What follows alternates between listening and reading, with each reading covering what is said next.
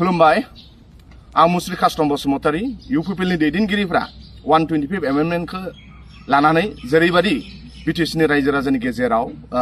मिसा खोथा फोसावबाय थादों बेखौ आं दिनै लाइमोन बिपिएफनि जानानै नोंथांमोननो फोरमायना होनो सानदों जे नैबे 125 एमेन्डमेन्ट बिलनि रायजो सभायाव 2019 सनाव बिथांमोनहा रायजो सभायाव रिपर्ट होनाय गासै 80 पेज बे रिपर्टआ आं बे रिपर्टखौ टटेलि फरायजोब्बाय आरो बे 2019 आवनो जानायनि खोथा आरो 2019 आव जोंहा यूपीडीएस आरो दिमा हासाव माने दावगा हालाम होननाय जि रिभलिउशनारि दंमोन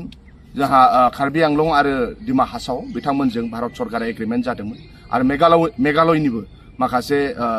भारत सरकारा बिथांमोनजों रिभलिउशनारि बिथांमोनजों एग्रीमेन्ट खालामदोंमोन बेनिफ्राय नर्थ इस्टआव 10टा सिक्स शिड्यूल दङ बे 10टा सिक्स शिड्यूलखौ लानानै बिथांमोनखौ मोर पावार खालामनो थाखाय आरो स्टेट अफ फाइनेन्स कमिशन दानो थाखाय आरो मोर पावार दानो थाखाय बिथांमोना बे 125 एमेन्डमेन्ट बिलखौ खालामदोंमोन बै समाव भारत सरकारा 10टा सिक्स शिड्यूलनि रिप्रेजेन्टेटिभफोरजों आरो स्टेट गभर्नमेन्टनि रिप्रेजेन्टेटिभफोरजों सावरायनो थाखाय गुवाहाटी आरो शिलंआव दैथायहरदोंमोन आरो बेनि उनाव बियो रायजो सभायाव होनाय रिपर्ट 2019 सनावनो आं बिथांमोननो बेखौनो फोरमायनो नागिरदों जे बिटिसिआ दिनै मोर डेभलप आरो मोर पावारफुल कार्बि आंलं जिल्ला काउन्सिलनि इलेक्शन जायो बेखौ डेपुटि कमिशनारासो खुङो स्टेट इलेक्शन कमिशनारा खुङा ओरैहाय दिमा हासावनिखौबो बिथांमोननिखौ डेपुटि कमिशनारासो खुङो स्टेट इलेक्शन कमिशनारा खुङा गुबुन गुबुन सिक्स शिड्यूलनि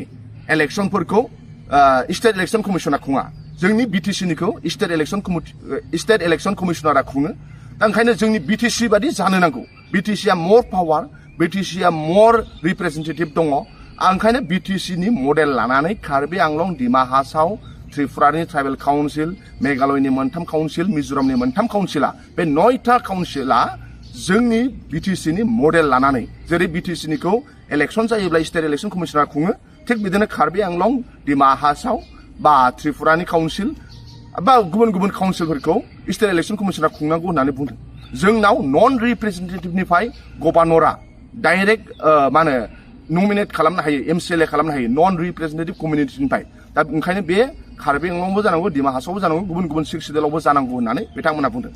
बिटिसिखौ बड'लेण्ड टेरिटरियेल काउन्सिल होननाय जायो कार्बि आंलं अट'नमास काउन्सिल बे 125 एमेन्डमेन्ट बिल जाखांनायनि उनाव कार्बि आंलं अट'नमास टेरिटरियेल काउन्सिल जेरै बिटिसिखौ बड'लेण्ड टेरिटरियेल काउन्सिल बिथांमोनाबो टेरिटरियेल काउन्सिल कार्बि आंलंआबो टेरिटरियेल काउन्सिल जासिगोन दिमा हासावआबो टेरिटरियेल काउन्सिल जासिगोन गुबुन गुबुनफ्राबो टेरिटरियेल काउन्सिल जासिगोन जोंनाव 40 जन रिप्रेजेन्टेटिभ जायो गुबुन सिक्स शिड्यूलफोराव 30टानिफ्राय बारा मा होनो बिथांमोना 30टानिफ्राय बारा समस्ति गैया कार्बि आंलंआव हयथ' 28टासोल' दङ गुबुनावबो बिदिनो 28टासोल' दङ त्रिपुरायावबो 28टासोल' दङ जोंनाव खिन्थु 40टा ओंखायनो बिटिसिआ मोर पावार हिसाबै दा बिथांमोनाबो बिथांमोननि माबाखौ समस्तिखौ बारायनायनि खोथाखौ बुंदों दा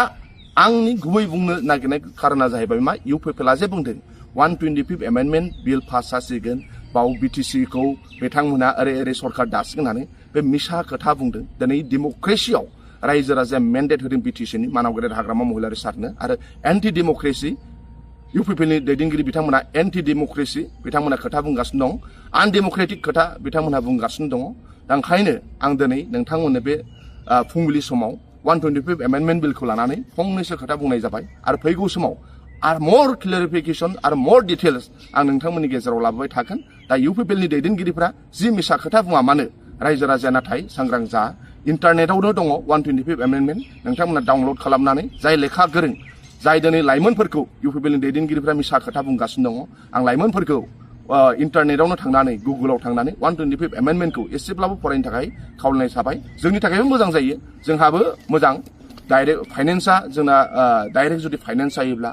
जोंनि थाखाय मोजां सिक्स शिड्यूल जोंनि थाखाय बिटिसिनि थाखायबो मोजां नाथाय इउपिपिएलआ जेरैबादि बांसावदों बेबादि नङा आं नोंथांमोननो